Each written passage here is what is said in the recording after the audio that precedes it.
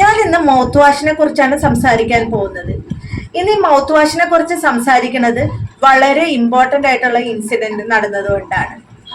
ഒരു പേഷ്യന്റ് വന്നു, പേഷ്യന്റ് വായിൽ നല്ല കേടുകളും അഴുക്കുകളും വായ്നാറ്റവും എല്ലാം ഉണ്ടായിരുന്നു. അപ്പൊ നമ്മൾ പേഷ്യന്റിനോട് ചോദിച്ചപ്പോൾ പേഷ്യന്റ് പറയണത് പേഷ്യന്റ് അങ്ങനെ ടൂത്ത് ബ്രഷിങ്ങും ഫ്ലോസിങ്ങും ഒന്നും ചെയ്തില്ല. പകരം ഡോക്ടറെ ഞാൻ എന്നും രാവിലെയും വൈകിട്ടും മൗത്ത് വാഷ് വെച്ച് പല്ല് വൃത്തിയാക്കുന്നു എന്നാണ്. ഇതിന് പറയാനുള്ളത് എന്ന് പറഞ്ഞിട്ടുണ്ടെങ്കിൽ ഈ മൗത്ത് വാഷ് നമ്മുടെ ബ്രഷിങ്ങിനും ഫ്ലോസിങ്ങിനും വേണ്ടിയിട്ടുള്ള മീൻസ് ബ്രഷിങ്ങും ഫ്ലോസിങ്ങും മാറ്റി നിർത്തി മൗത്ത് വാഷ് മാത്രം യൂസ് ചെയ്താൽ നമ്മുടെ പല്ല് ക്ലീൻ ആവുമെന്ന് എവിടെയും പറഞ്ഞിട്ടില്ല. ഇത് ബ്രഷിങ്ങിന്റെയും ഫ്ലോസിങ്ങിന്റെയും കൂടെ ഒരു അഡ്ജന്റ് ആയിട്ട് മാത്രമാണ് നമ്മൾ മൗത്ത് വാഷ് യൂസ് ചെയ്യുന്നത്. അപ്പോൾ ഇങ്ങനെ കുറെ തെറ്റിദ്ധാരണയുള്ളവർക്ക് വേണ്ടിയിട്ടാണ് ഈ വീഡിയോ. നമുക്കറിയാം, നമ്മളെല്ലാവരും മാർക്കറ്റിൽ പോകുമ്പോൾ പല ബ്രാൻഡില് പല നിറത്തിലുള്ള മൗത്ത് വാഷ് ഉണ്ടാവും. അപ്പൊ നമ്മൾക്ക് എല്ലാവർക്കും കൺഫ്യൂഷൻ വരും, ഇതിൽ ഏത് മൗത്ത് വാഷ് എടുക്കും? നീല എടുത്താലോ, അല്ലെങ്കിൽ വേണ്ട ചുവപ്പ് എടുത്താലോ? അങ്ങനെ പല പല പല നിറത്തിലും എന്തുണ്ടാവും, മൗത്ത് വാഷ് ഉണ്ടാവും. അപ്പൊ നമ്മൾക്ക് ഏതെടുക്കണം എന്നുള്ള കൺഫ്യൂഷനിലും മിക്ക ആൾക്കാർക്ക് ഉണ്ടാവലുണ്ട്. അപ്പൊ സാധാരണഗതിയിൽ നമുക്ക് മൗത്ത് വാഷ് മൂന്നായിട്ട് ഡിവൈഡ് ചെയ്യാം. ഒന്ന് എന്ന് പറഞ്ഞിട്ടുണ്ടെങ്കിൽ ആന്റിസെപ്റ്റിക് ആയിട്ടുള്ള mouth wash, second one anti ക്യാവിറ്റിക്കുള്ള mouth wash, third one anti sensitivity എന്ന് പറഞ്ഞാൽ പുളിപ്പിന് വേണ്ടിയിട്ടുള്ള മൗത്ത് വാഷ്. ഇങ്ങനെയാണ് നമ്മൾ മെയിൻ ആയിട്ട് കാറ്റഗറി ചെയ്യുന്നത്. അപ്പൊ ആദ്യമേ തന്നെ നമുക്ക് ആന്റിസെപ്റ്റിക് മൗത്ത് വാഷിനെ കുറിച്ച് പറയാം. അപ്പൊ ഈ ആന്റിസെപ്റ്റിക് മൗത്ത് വാഷ് എന്ന് പറഞ്ഞിട്ടുണ്ടെങ്കിൽ ഇത് ഏറ്റവും നല്ലത് മോണരോഗം ഉള്ളവർക്കാണ് ഇത് ഏറ്റവും നല്ലത്. കൂടാതെ വായ്നാറ്റമുള്ളവർക്കും ഇത് നല്ല രീതിയിൽ വായ്നാറ്റം അകറ്റി നിർത്താനും സഹായിക്കുന്നതാണ്. അപ്പൊ ഈ ആന്റിസെപ്റ്റിക് മൗത്ത് വാഷ് ഞാൻ പറഞ്ഞല്ലോ എന്താണ്, ഇത് മോണരോഗം ഉള്ളവർക്കാണ്. ഇതപ്പോ എങ്ങനെയാണ് നമുക്ക് നോക്കാം. ഇതെന്ന് പറഞ്ഞാൽ പല്ലിൽ അഴുക്ക് പറ്റി പിടിച്ചിരിക്കുന്നതിനെ കുറയ്ക്കുകയും അതുവഴി മോണരോഗവും വായ്നാറ്റവും കുറയ്ക്കുന്നതാണ്.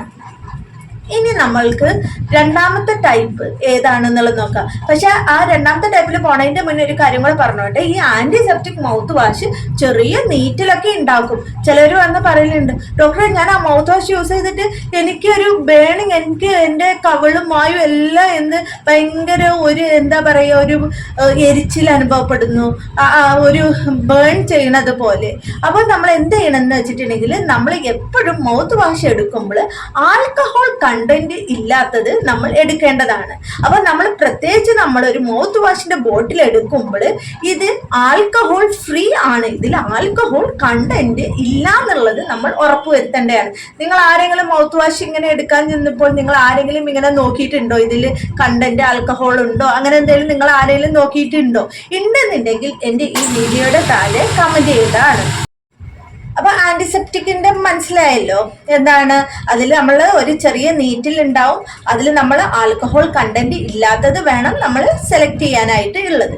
ഇനി രണ്ടാമത്തേന്ന് പറഞ്ഞിട്ടുണ്ടെങ്കിൽ ആന്റി ക്യാവിറ്റി എന്ന് പറഞ്ഞാൽ കേടുകൾക്ക് വേണ്ടിയിട്ടുള്ള മൗത്ത് വാഷ്. അതിന് എഴുതിയിട്ടുണ്ടാവും ആന്റി ക്യാവിറ്റി. അപ്പൊ നേരത്തെ എന്തിലുണ്ടാവും, ഇതൊരു ആന്റിസെപ്റ്റിക് ആണ്, ആൽക്കഹോൾ കണ്ടന്റ് ഉണ്ടോ ഇല്ലയോ എന്നുള്ളതും എഴുതിയിട്ടുണ്ടാവും. അപ്പൊ രണ്ടാമത്തേതെന്ന് പറഞ്ഞിട്ടുണ്ടെങ്കിൽ ആന്റി ക്യാവിറ്റിക്ക് വേണ്ടിയിട്ടുള്ളതാണ്.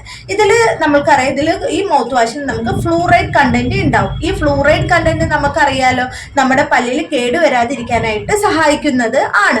അപ്പോൾ ഈ ഫ്ലൂറൈഡ് കണ്ടന്റ് ഉള്ള നമ്മൾ മൗത്ത് വാഷ് യൂസ് ചെയ്യുമ്പോൾ ഈ ആന്റി ക്യാവിറ്റി മൗത്ത് വാഷ് നമുക്ക് കേട് വരാതിരിക്കാൻ സഹായിക്കുന്നത് ആണ്.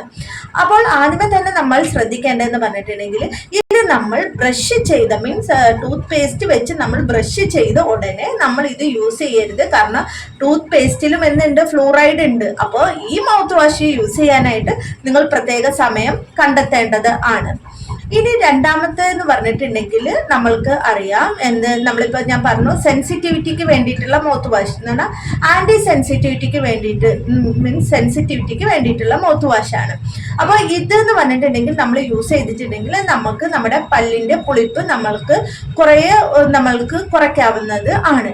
പക്ഷെ നമ്മൾ ഇതൊക്കെ ഒരു കാര്യം നമ്മൾ പ്രത്യേകം ശ്രദ്ധിക്കണം. ഈ പുളിപ്പൊക്കെ ഉണ്ടെന്നുണ്ടെങ്കിൽ നമ്മൾ ഓടിപ്പോയിട്ട് നമ്മൾ ഒരു സൂപ്പർ മാർക്കറ്റിൽ പോയിട്ട് ഡോക്ടർ ഇങ്ങനെ പറഞ്ഞു ഇതിൽ ആന്റി സെൻസിറ്റിവിറ്റി ഉണ്ട്, നമുക്കപ്പോൾ ഇത് പുളിപ്പിന് വേണ്ടിയിട്ട് ഉപയോഗിക്കാം. നമ്മൾ ഉപയോഗിച്ചിട്ടുണ്ടെന്നുണ്ടെങ്കിലും നിങ്ങൾ നിങ്ങളുടെ അടുത്തുള്ള ഡെന്റിസ്റ്റിനെ പോയി കണ്ട് എന്താണ് പല്ലിന് പുളിപ്പ് വരണേന്നുള്ള റീസൺ നിങ്ങൾ കണ്ടെത്തേണ്ടതാണ്. നിങ്ങൾ പുളിപ്പിനുള്ള റീസൺ കണ്ടെത്താതെ നിങ്ങൾ ഇത് ഉപയോഗിക്കരുത്. അപ്പോൾ ആ പുളിപ്പിനുള്ള റീസണും കൂടെ കണ്ടെത്തി അതിനും കൂടെ വേണ്ട ചികിത്സ ചെയ്തിട്ടുണ്ടാവും എന്ന് നിങ്ങൾ ഉറപ്പുവരുത്തേണ്ടതാണ്.